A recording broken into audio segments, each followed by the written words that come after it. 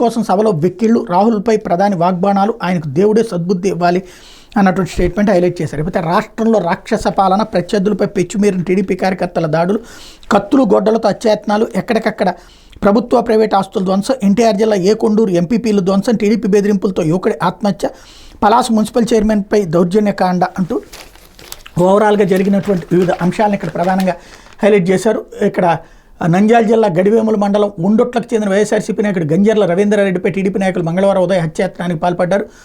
బస్సులో కర్నూలు నుంచి గని గ్రామానికి చేరుకున్నాడు ఆయన. అక్కడి నుంచి ఉండొట్ల గ్రామానికి బస్సు సౌకర్యం లేకపోతే తన ఊరికి వెళ్లేందుకు బైక్ తీసుకురావాలని అదే గ్రామానికి చెందిన వెంకటరమణని కోరాడు.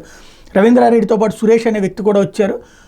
గని గ్రామం నుంచి ముగ్గురు బైక్పై బయలుదేరారు. అప్పటికే టీడీపీ నాయకులు పొలాల్లో కాపు కాశారు. రవీంద్రారెడ్డి గ్రామ సమీపంలోని సొద్దగాయి వద్దకు చేరుకోక 3 బైకులతో ఎదురుగా వచ్చి బైకును ఢీకొట్టారు. ముగ్గురు కింద పడిపోవడంతో కత్తులు, గొడ్డలు, రాడ్లతో దాడి చేశారు. తీవ్రంగా గాయపడిన రవీంద్రారెడ్డి, వెంకటరమణ కర్నూలు ప్రభుత్వ ఆసుపత్రికి తరలించారు.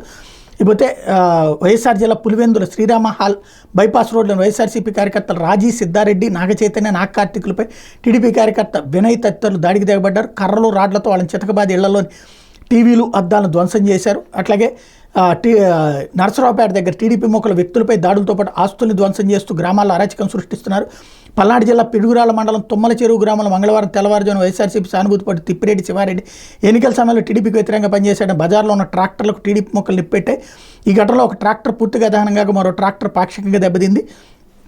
అలాగే వైఎస్ఆర్సీపీ నేత ఇల్లు కూల్చేశారు. అధికార నేతల ఒత్తిడితో కాకినాడ గుడారిగుంట రాజరాజేశ్వరం గారు వైఎస్ఆర్సీపీ నాయకుడు ఇంటిని కార్పొరేషన్ అధికారులు, పోలీసులు అమానుషంగా కూల్చేశారు. నగరంలోని 8వ డివిజన్కి చెందిన ఇళ్ల సూరిబాబు 2 అంతస్తుల భవనాన్ని అన్ననుమతులతో నిర్మించుకున్నారు. తాజాగా అదే భవనంపై వాటర్ ట్యాంక్తో పాటు మరో 2 గదులు నిర్మిస్తున్నారు. దీనిపై కార్పొరేషన్ అధికారులు నోటీసులు ఇవ్వగా బలసూరిబాబు వివరణ ఇచ్చారు.